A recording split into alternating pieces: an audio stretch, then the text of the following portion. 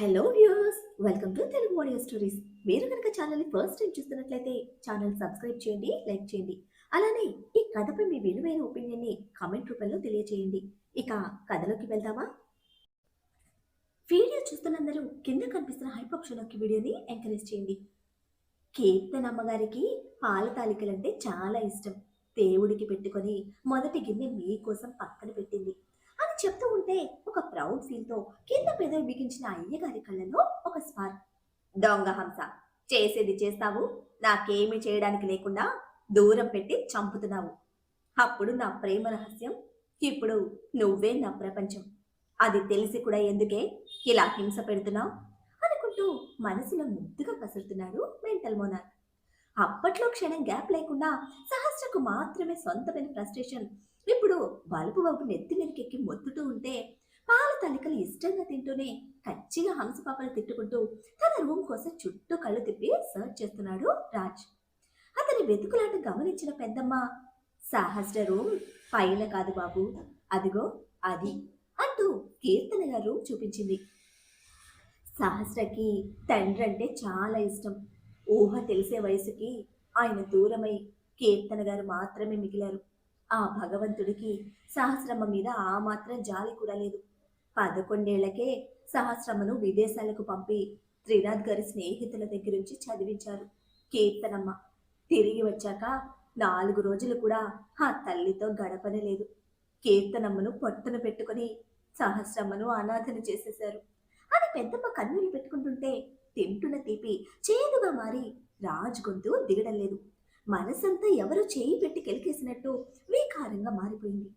సహస్ర విషయంలో తన నిర్లక్ష్యం, తన తప్పులు తననే ఎత్తి పొడుస్తూ ఉంటే పాల తాలికలు తినడం ఆపేసి కెలుకుతున్నాడు రాజ్. అయ్యో, తీపి పెట్టి అనవసరమైన విషయాలన్నీ ఎత్తుకొచ్చి మిమ్మల్ని బాధ పెడుతున్నాను అని గబగబా కళ్ళు తుడుచుకున్న పెద్దమ్మ, తినండి బాబు, ఇంకేమీ మాట్లాడను అని భోజనం వడ్డిస్తూ ఉంటే, పెద్దమ్మ, మీరు చిన్నప్పటి నుంచి ఇక్కడే ఉన్నారు కదా, సహస్ర పేరెంట్స్ గురించి చెప్పండి, తెలుసుకోవాలనుంది అని. సహస్ర ఫాదర్ ఎలా చనిపోయారు, యామిని వల్లనే అని అందరూ అనుకుంటున్నది నిజమా, లేదా వేరే ఏదైనా కారణం ఉందా అని అడిగాడు రాజ్. హా, రాక్షసి వల్లనే బాబు. ఆవిడ వల్ల చనిపోయారు అన్నది చాలా చిన్న మాట. బతికుండగానే మనిషిని పీక్కు తినేసింది. మనిషి రూపంలో ఉన్న బ్రహ్మ రాక్షసి బాబు అది. ఆవిడని భరించలేక భర్త దేశాలు పట్టిపోతే యామిని వాళ్ళ నాన్నగారు త్రినాథ్ బాబు గారి కాళ్ళు పట్టుకుంటే దూరపు చెల్లెలు వరసైన యామినిని చేరతీసి ఇంట్లో పెట్టుకున్నారు. అప్పట్లో కీర్తన గారు కడుపుతో కూడా ఉండడంతో మనిషికి మనిషి సాయం అవుతుందని నమ్మారు త్రినాథ్ గారు. 9 ఏళ్ల ముఖేష్ చదువు, ఆలన పాలన అన్నీ ఎంతో ప్రేమగా బాధ్యతగా తీసుకున్నారు త్రినాథ్ గారు. మొదట్లో మంచిగా చక్కగానే ఉండేది బాబు యామిని కూడా. నిజానికి త్రినాథ్ గారి ఆస్తుపాస్తులు, రాబడి, వ్యాపార వ్యవహారాలు అన్నీ అర్థం చేసుకునే వరకు మంచిగా ఉన్నట్టు నటించింది. పుట్టి దురాశ పరురాలు, అత్యాస మహా ఎక్కువ. సహస్ర పుట్టడంతోనే మొదలుపెట్టింది. ముఖేష్కిచ్చి పెళ్లి చేస్తే ఇద్దరు పిల్లలు కలిసి కళ్ళ ముందుంటారని. ఇద్దరి వయసులో తేడా గురించి కూడా త్రినాథ్ గారు ఆలోచించలేదు. పిల్లలు బాగుంటే, అన్ని చక్కగా ఉంటే చేద్దామని ఒక మాట అన్నారు. ఇక అదే ఆశగా పేరసగా మార్చేసుకున్న యామిని ఒకరోజు త్రినాథ్ గారి ఫ్రెండు, బంగారు బొమ్మల పాల బుగ్గలతో ఉన్న సహస్ర వినయం, విధేయత, నడక, మాట తీరు, అందిపుచ్చుకున్న తల్లిదండ్రుల నెమ్మదనం అన్నిటికీ చాలా ముచ్చటపడ్డారు. నట్టింట్లో ఇద్దరు మహాలక్ష్ములను పెట్టుకున్న అదృష్టవంతుడివి అని కీర్తన సహస్రమ్మల గురించి మురిసిపోతూ తన ఇద్దరు కొడుకులలో ఒకడికిచ్చి పెళ్లి చేసుకొని సహస్రను లండన్ తీసుకుపోతానని సరదాగా అనడం యామిని తీసుకోలేకపోయింది. భవిష్యత్తులో అదే నిజమైతే ఆస్తి మొత్తం పోయి బికారిలా బ్రతకాలని భయపడి సమయం చూసుకొని ఒకరోజు త్రినాథ్ గారిని పిల్లలిద్దరికీ పెళ్లి చేయమని అడిగింది. అప్పటికి సహస్ర వయసు 6 సంవత్సరాలు. సహస్రలో ఆ పసితనం యామిని కంటికి కనబడలేదు. నడుస్తున్న లక్ష్మీదేవి కనిపించింది. చాలా తప్పు ఆలోచన యామిని, అది పసిపిల్ల, ఇప్పుడే స్కూల్కి వెళ్తోంది, నువ్వు ఏవేవో ఊహించుకొని పిల్లల భవిష్యత్తు పాడు చేయకు అని చాలా గట్టిగానే చెప్పారు త్రినాథ్ గారు. ఆయన కోపానికి తగ్గినా మళ్ళీ మళ్ళీ అదే ప్రస్తావన తెస్తూ ఉంటే ఇక విసిగిపోయిన త్రినాథ్ గారు, పిల్లలు ఇష్టపడితేనే ఏదైనా, లేదంటే లేదు. కానీ ముఖేష్ బాధ్యత మాత్రం నాది. డబ్బు కోసం, ఆస్తుల కోసం అత్యాశకు పోకని ఇంకోసారి పెళ్లి ప్రస్తావన తేవద్దు అని నట్టింట్లో చెడామడా తిట్టేశారు బాబు ఆ రోజు. ఆ రోజు కొడుకుని తీసుకొని ఏడ్చుకుంటూ గదిలోకి పోయిన యామిని ఆ తర్వాత నెమ్మదిగా బావని పెళ్లి చేసుకో, బావ తప్ప ఇంక ఏ అబ్బాయిని దగ్గరికి రానివ్వకు అంటూ సహస్రమ్మ మెదడు పాడు చేయటం మొదలుపెట్టింది. అది గమనించిన కీర్తన గారు యామినిని మందలిస్తే పట్టించుకోలేదు యామిని. ప్రతిసారి తల్లిదండ్రుల వెనక సహస్రని ఇలాగే ప్రేరేపిస్తున్న యామినికి కీర్తన గారు ఎన్నిసార్లు చెప్పినా మార్పు రాలేదు. అన్ని విధాలుగా యామిని చెయ్యి దాటిపోతుందని గమనించిన త్రినాథ్ గారు ఆవిడ కోసం వేరే ఒక ఇల్లు తీసుకుని కొడుకుతో సహా అక్కడికి వెళ్ళిపోవాలని తీర్మానించి ఆవిడ అవసరాలకు ముఖేష్ భవిష్యత్తు దృష్ట్యా కంపెనీలో 20% షేర్స్ చేతిలో పెట్టారు. ఆనా కానీ విలువలేని యామినికి అదంటే చాలా ఎక్కువ మొత్తం. కానీ త్రినాథ్ కీర్తన గారి ఔదార్యానికి యామిని మనసు సంతృప్తి పడలేదు. అక్కడితో సరిపెట్టుకోలేదు. లక్ష్మీదేవిని కొడుక్కిచ్చి కట్టబెడితే మొత్తం తన సొంతమైపోతుందని, ఈ ముష్టి ఎవరికి కావాలి అని కళ్ళబొల్లు ఏడుపులు మొదలుపెట్టింది. నేను భయంతో అడుగుతున్నానన్నయ్య, ఒంటరి ఆడదాన్ని, ఎంత కాదనుకున్నా వయసులో ఉన్నాను. మీరు ఎంత మా అవసరాలు తీర్చినా బయట ప్రపంచంలో నాకు రక్షణ ఉండదు అంటే మీ మాట ప్రకారం ఇంకెప్పుడు పెళ్లి ప్రస్తావన తేను. నీ మీద నమ్మకంతో ఇక నా పని నేను చేసుకుంటాను అంటూ కడివిడి కన్నీళ్లు కార్చి సున్నిత మనస్కులైన త్రినాథ్ కీర్తన గారి కాకపట్టి నాటకాలాడి ఇల్లు దాటిపోకుండా అక్కడే పాతుకుపోయింది. రోజులు గడుస్తూ ఉండగా త్రినాథ్ గారు వ్యాపారణ విస్తరణ నిమిత్తమై విదేశాలకు వెళ్ళటం అది అవకాశంగా తీసుకుని యామిని మళ్ళీ తన బుద్ధి చూపించడం మొదలుపెట్టింది. ఈసారి ఏకంగా 11 సంవత్సరాల వయసున్న సహస్రను నీ చేతుల్లో పెట్టుకోమని ముఖేష్ని ఉసిగొల్పితే కీర్తన గారు చాలా భయపడిపోయారు. త్రినాథ్ గారు వచ్చాక జరిగింది చెప్తే ఆడదాన్ని బయటకు పంపలేక ముఖేష్ని హాస్టల్లో పెట్టారు. అది మొదలు యామిని ప్రతిరోజు ఏదో ఒక విధంగా త్రినాథ్ గారు లేనప్పుడు కీర్తనమ్మ గారిని ఆడిపోసుకుంటూనే ఉండేది. అవకాశం దొరికిన ప్రతిసారి త్రినాథ్ గారి ముందు నాకు నా బిడ్డను దూరం చేశారని ఏడుస్తూనే ఉండేది. హాస్టల్లో ముఖేష్ స్టూడెంట్స్తో గొడవపడి చాలా పెద్ద రచ్చ చేశాడు. హాస్పిటల్లో జాయిన్ చేసి హాస్టల్ వాళ్ళు యామినికి ఫోన్ చేయడం, అది విన్న యామిని గుండెలు బాదుకుంటూ ఆ రోజు ఫ్యాక్టరీలో ఉన్న త్రినాథ్ గారి దగ్గరికి వెళ్ళి నోటికొచ్చినట్టు మాట్లాడింది. తరతరాల నుండి చతుర్వేది కుటుంబానికి ఉన్న గౌరవం వెలకట్టలేనంత అత్యుత్తమైనది బాబు.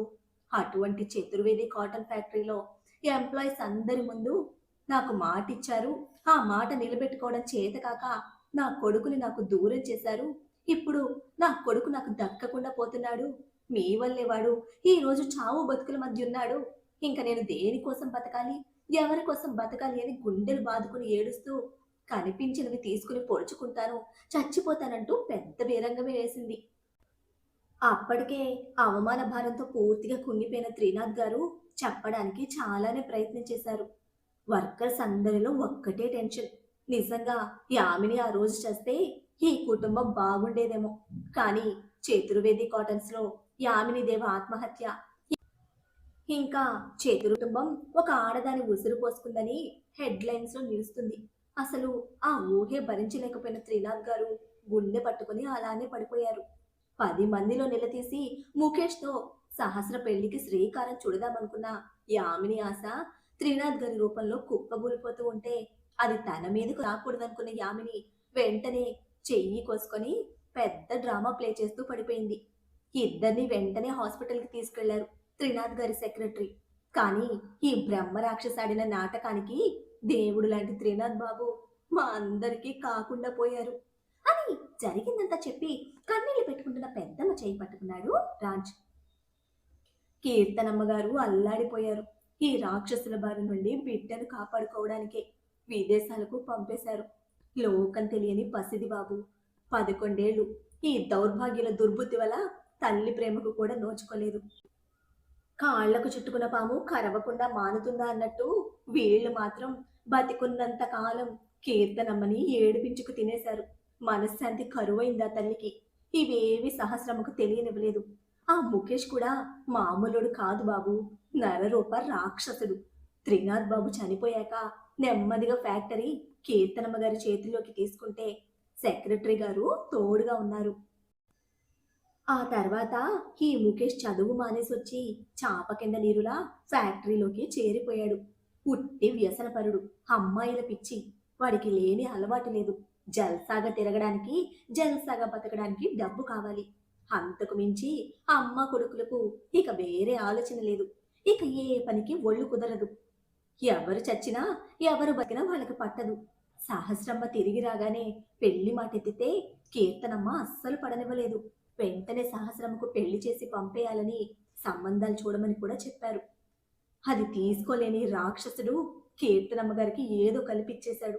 సహస్రమ్మ భయపడిపోయింది. పడిపోయిన కీర్తనమ్మ గారు అసలు కదిలితే ఒట్టు. వెంటనే పరుగుల మీద హాస్పిటల్కి తీసుకుపోయాము. అక్కడ డాక్టర్లు కూడా వీళ్ల తొత్తులే ఏదేదో చెప్పి చాలా భయపెట్టేశారు సహస్రని. తల్లి కళ్ళు తెరవకపోదా అని ఏడుస్తూనే కూర్చుంది సహస్రమ్మ. అలాగా వదిలేస్తే వాళ్ళ పథకం పారదని ఆ రాక్షసుడు ఏం చేశాడో తెలుసా బాబు? కీర్తనమ్మకు ఊపిరాడకుండా దిండుతో నొక్కేశాడు. ఆస్తి దక్కించుకోవాలని కీర్తనమ్మ బతికుంటే అది జరగదని అమ్మ కొడుకులు ఇద్దరూ కలిసి ఆ తల్లి ప్రాణం తీసేశారు. సిస్టర్ చెప్పే వరకు ఈ విషయం మాకు తెలియలేదు బాబు. ప్రాణం లేని మనిషిని కళ్ళ ముందు పెట్టి సహస్రమ్మ జీవితం కాలరాయాలని చూశారు. ఏ దేవుడి దయవలనో ఆ గండం తప్పి మీరు సహస్రమ్మను కాపాడారు. తల్లి చనిపోవడం తప్ప ఇంకా వీళ్ళ దుర్మార్గాలు ఏవీ తెలియదు ఆ పిచ్చి తల్లికి. ఇప్పుడు సంతోషంగా ఉంది. తన చుట్టూ మంచి కుటుంబం ఉంది. ఆ సంతోషం తనకి దూరం కాకుండా చూడు బాబు అని ఉద్వేగంతో చేతులు జోడించారు పెద్దమ్మ. ఏం చేస్తున్నారు పెద్దమ్మ అంటూ ఉలికిపాటుతో పెద్దమ్మ చేతులు పట్టుకున్న రాజ్ కళ్ళు కన్నీళ్లతో నిండున్నాయి. ఒకటా రెండా ఆడదీని చేర తీసిన పాపానికి ఎన్ని దారుణాలు చేసింది యామిని. కేవలం ఆస్తి కోసం, డబ్బు కోసం నిండు ప్రాణాలు బలి తీసుకున్నారు అమ్మ కొడుకులిద్దరు. అరగంట విన్నందుకే రాజ్కి ఎలానో ఉంటే ఇవన్నీ సహస్ర తెలుసుకోవాల్సిన అవసరం లేదు. ఇప్పటికి తనకు తెలిసింది చాలు. ఇప్పటికీ ఏడ్చింది చాలు. ఆ కన్నీళ్లలో తను కూడా భాగమే అని లాంగ్ బ్రెత్ తో పెద్దమ్మ చేతులను దగ్గరికి తీసుకొని, సహస్ర నా ప్రాణం పెద్దమ్మ. నా స్వార్థానికి నేను కూడా దాన్ని ఏడిపించాను. అది ముగిసిపోయింది. ఇప్పుడు సహస్ర చుట్టూతా ఉన్న ఈ సంతోషం నా గొంతులో ప్రాణం ఉండగా చెదిరిపోదు అని నమ్మకంగా రాజ్ చెప్పడంతో పెద్దమ్మ చాలా సంతోషపడ్డారు. నిన్ను చాలా ప్రేమించింది బాబు. చాలా చెప్పింది నీ గురించి. ఈ పాటికే నిద్రపోయి ఉంటుంది. తలుపు గడి కూడా పెట్టలేదు అని కళ్ళొత్తుకుంటూ చిన్న గొంతుతో పెద్దమ్మ చెప్తూ ఉంటే ఆశ్చర్యంగా సహస్ర రూమ్ వైపు చూశాడు రాజ్. కోపం ఉంది కదా అని దూరం ఉంటే ఆ కోపం తీరదు, దూరం తరగదు. నువ్వే ఒకడుగు ముందుకు వేసి ఆ కోపాన్ని తగ్గించు బాబు, దూరం చెరిగిపోతుంది అని సలహా ఇచ్చి ఎంగిలి కంచెం తీసుకుని కిచెన్లోకి వెళ్ళిపోయింది పెద్దమ్మ. పెద్దమ్మ ఎందుకు చెప్పిందో కానీ మన బల్బు బాబు మెంటల్ బుర్రకి మాత్రం మంచి ఐడియా తట్టింది. కార్నర్స్ అన్ని చెక్ చేసుకుని సైలెంట్ గా స్టెప్స్ తో సహస్ర రూమ్ లోకి వెళ్లి డోర్ లాక్ చేశాడు. సహస్ర ఇంటి దగ్గర రాజును దింపిన అభి తిరిగి నందిత ఇంటి దగ్గరికి వచ్చేసరికి 1 hour 15 minutes journey. Morning driving, Raj తీసుకున్న రిటర్న్ డ్రైవింగ్, ఇంకా విషిత ఆలోచనలతో పూర్తిగా అలసిపోయాడు అభి. లాయర్ సబ్ కోసం వెయిట్ చేస్తూ కూర్చుంది క్యూటీ బేబీ. వెయిట్ చేయడం ఒకెత్తైతే సుజాతమ్మని తీసుకురావటం అభికి ఇష్టమని అమర్నాథ్ గారు ఫిష్ తేవటం, అది సుజాతమ్మతో చేయిస్తూ తాను నేర్చుకుంటూ అంతా అయిపోయాక ఇప్పటి వరకు తినకుండా కూర్చోవడం. మొత్తానికి మండిపోతుంది నందితకి. అసలు అభి ఎన్నింటికి వస్తాడో, ఎంతసేపు కూతురు వెయిట్ చేస్తుందో చూడాలని, అవకాశం దొరికితే తాడో పేడో తేల్చేయాలని పంతానికి కూర్చుంది నందిత కూడా. లాయర్ సాబ్ మీద పిచ్చితో క్యూటీ తినకపోతే కూతురు మీద ప్రేమతో అమర్నాథ్ గారు పంతంతో నందిత కూడా కూర్చుంటే వండిన చేపల పులుసు, మంచి మసాలా పట్టించిన చేపల ఫ్రై రెండు అభి కోసమే వెయిట్ చేస్తూ అందరినీ ఊరిస్తున్నాయి. జీప్ సౌండ్ వినడమే స్ట్రైట్ గా కూర్చున్న క్యూటీ బేబీ క్షణకాలం అది అభి అని కన్ఫర్మ్ చేసుకోవడమే ఆలస్యం. నా రౌడీ బేబీ వచ్చేసాడు అని ఎక్కడనే ఉన్న సుజాతమ్మను ఊపేసి ఎదుర్కొంటూ వెళ్ళింది అభి కోసం. ఎంత హెవీ స్ట్రెస్, ఎన్ని సంవత్సరాలు వాడు ఎలా హ్యాండిల్ చేశాడు? ఒక్కరోజు కంప్లీట్ గా తీసుకుంటేనే పిచ్చెక్కిపోతుంది అని ఫోర్ హెడ్ రబ్ చేసుకుంటూ లోపలికి వస్తున్న అభి కంపెనీ ఇవ్వడానికి సిగరెట్స్ కూడా లేకపోవడంతో చాలా ఇరిటేటింగ్ గా ఉన్నాడు. మధ్యాహ్నం నుంచి తిండి తిప్పలు లేవు. ఇప్పుడు అభి అనుకోవడమే ఆలస్యం. ఎగురుకుంటూ వెళ్తున్న కూతురి ఓవర్ ఎక్సైట్మెంట్ కి ముక్కుతో బుసలు కొడుతూ లేచి నిలబడింది నందిత. ఈ రాత్రికి జాతర తప్పదేమో అని అనుకుంటూ అమర్నాథ్ గురు సైలెంట్ గా చూస్తూ ఉంటే, హోసై తెంగరి మాలోకం, ఈ వేళప్పుడు వస్తున్నాడు, ఎలా ఉన్నాడో ఏంటో చూసుకొని పోవే అని వెనక నుంచి సుజాతమ్మ చెప్తూనే ఉంది. నా రౌడీ బేబీ ఎలా ఉన్నా నాకు ఓకే అని అప్పటి వరకు వెయిట్ చేస్తూ ఉన్న ఎక్సైట్మెంట్ తో అభి లోపలికి రావడమే ఆలస్యం. మెడ చుట్టేసి, మార్నింగ్ నుంచి ఎన్నిసార్లు ఫోన్ చేశాను, అసలు ఎందుకు లిఫ్ట్ చేయలేదు? అన్నయ్యతో ఉంటే మాత్రం నన్ను ఇగ్నోర్ చేయాలా? నీకోసం ఫిష్ తెప్పించాను, పులుసు ప్లస్ ఫ్రై చేయించాను, ఆ ముసలమ్మే వండింది. అసలైతే నీ ఫిష్ కర్రీ కోసమే ముసలమ్మని లాక్కొచ్చేసాను తెలుసా? నీకోసం నేను కూడా దగ్గరుండి నేర్చుకున్నాను. నెక్స్ట్ టైం కాకపోయినా ఆఫ్టర్ సమ్ టైమ్స్ నేను స్పెషల్ గా నీకోసం ప్రిపేర్ చేస్తాను అని బ్రేక్ లేకుండా లోడ లోడ చెప్పుకుపోతున్న cutie baby lawyer sub emotion observe చేయలేదు. అసలు ఈ ప్రపంచంతోనే సంబంధం లేనట్టు ఇంకా వదలని అదే స్ట్రెస్ తో అవే ఆలోచనల మధ్య తిరుగుతున్న అభికి ఒక్కసారిగా మీదకు వచ్చి పడిన ఈ వాగుడు సునామీతో చిర్రెత్తుకొస్తే, హే స్టాప్ దట్ నాన్ సెన్స్ అని ఒక్కసారిగా ఫైర్ అవుతూ క్యూటీ బేబీని విడిపించుకుని వెనక్కి తోసి, have you lost your mind? ఎన్నిసార్లు చెప్పాలి? అసలు ఏది థింక్ చేయవా? ఇంకా బేబీలా బిహేవ్ చేస్తావు? అరే అవతలి వాడి కండిషన్ ఏంటి, వాడి స్టేజ్ ఏంటి, ఇవేమీ అక్కర్లేదు నీకు. ఎంతసేపు నీ గోల నీదే, నీ వాగుడు నీదే. నేను అడిగానా ఈ నాన్ సెన్స్ అంతా ప్రిపేర్ చేయమని? నీ ఇష్టానికి నువ్వు చేసి ఎందుకు నా బుర్ర తింటున్నావు? ఛా, ఎన్నిసార్లు చెప్పినా నీకు అర్థం కాదు. మనిషి కనబట్టం పాపం మీద పడిపోవడమే ఇరిటేట్ చేస్తున్నావు అని ఫుల్గా అరిచి ఏ ఆలోచనలో ఉన్నాడో మళ్ళీ బయటకు పోతూ ఉంటే, అభి కోపంతో పరిచయం ఉన్నా ఈ టైంలో ఇప్పుడు కూడా అదే కోపం చూపిస్తాడని ఎక్స్పెక్ట్ చేయని క్యూటీ బేబీ కళ్ళ నిండా నీళ్లు కక్కుతూ వెక్కుతూ ఉంటే అప్పటికే వచ్చేశారు సుజాతమ్మ, నందిత. బేబీ, నీ వాల్యూ తెలియని పీపుల్ కోసం వెయిట్ చేయడమే నీ మిస్టేక్. మార్నింగ్ నుంచి ఎంత హార్డ్ వర్క్ చేశావు, టిల్ నౌ ఇంకా నువ్వేమీ తినలేదు. He don't deserve you baby. వాడు నిన్ను ప్రేమించడం లేదు. Don't cry, let him go అని ఛాన్స్ దొరకడమే కూతురి బ్రెయిన్ సర్ఫ్ ఎక్సెల్ వేసి వాష్ చేయడం స్టార్ట్ చేసింది నందిత. అది నోరా ఇంకేమన్నానా? ఈ లెక్క ఎక్కిస్తే కాపురాలు 2 రోజులకే కూలిపోతాయి. ఇది నిజంగా డైనోసార్ మమ్మీనే అని బుగ్గలు నొక్కేసుకుంటూ, ఒరే లాయరు ఓసారి ఇటు చూడరా అని అక్కడి నుంచి అరిచేసరికి ఆగి తిరిగి చూశాడు అభి. ఇంట్లోకి దారిటు, ఆటెక్కడికి పోతున్నావు అని సుజాతమ్మ నోరేసుకుని అరుస్తూ ఉంటే అప్పుడు గమనించాడు అభి తిరిగి బయటకు వెళ్తున్నది.